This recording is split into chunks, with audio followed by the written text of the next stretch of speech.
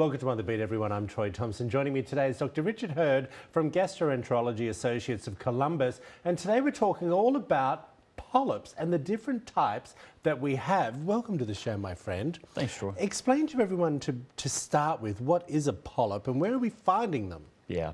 Well, polyps are what grow in the colon that eventually turn into colon cancer. And we've talked about colonoscopy and colon cancer a lot.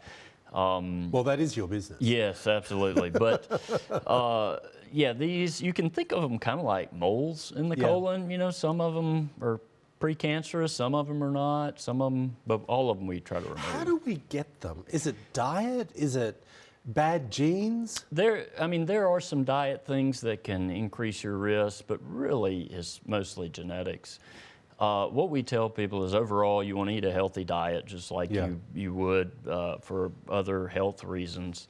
But you don't have a lot of control over whether or not you get polyps. Are there different types of polyps that one should know about? Yeah, so where this comes up most frequently, you know, you have your colonoscopy and we come in and talk to you afterwards and we say we remove some polyps and people get very nervous and scared about that. But one, the important thing to know is if we removed it, you don't have to worry about it. But then there are different types and some of them have different risks of becoming cancer. So we might remove a very small, what we call hyperplastic polyp, and that has no cancer risk at all. Right. There are a progression of types, tubular adenomas, tubulovillous, villous adenomas, that the villous adenomas actually have a pretty good risk of becoming cancer. So after your colonoscopy, we'll send you a letter, and it'll say, hey, we sent your polyps off for testing. This was your type of polyp, and this is when your recommended follow-up is. I want to ask you a question that is not in my list. Do people in a minority sector are at greater risk for polyps, or is it across the board, male, female, no matter what race, colour, whatever you are? There is some evidence showing that African Americans may be a little higher risk. Right. And a while back they changed the guidelines so they would start screening at age 45. Correct. Now we have moved everybody to screening at age 45. This was just last year. I think, yeah, I was going to say, I think it was last year we talked about it. Yeah, it was very recently. But yes, there are different ethnic groups that are high And we've risk. talked before that if you have a history of these issues within your family is when you need to come and see you and talk about it as well. I want to talk about some of the solutions of fixing it. Yeah. Of course, we've talked about colonoscopies. That's how we find them.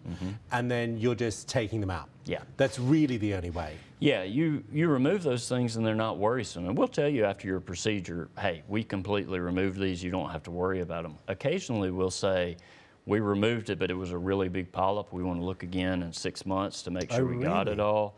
Or we might say, you know what, this polyp was really big and it was unsafe to remove with colonoscopy. We're going to send you to a surgeon.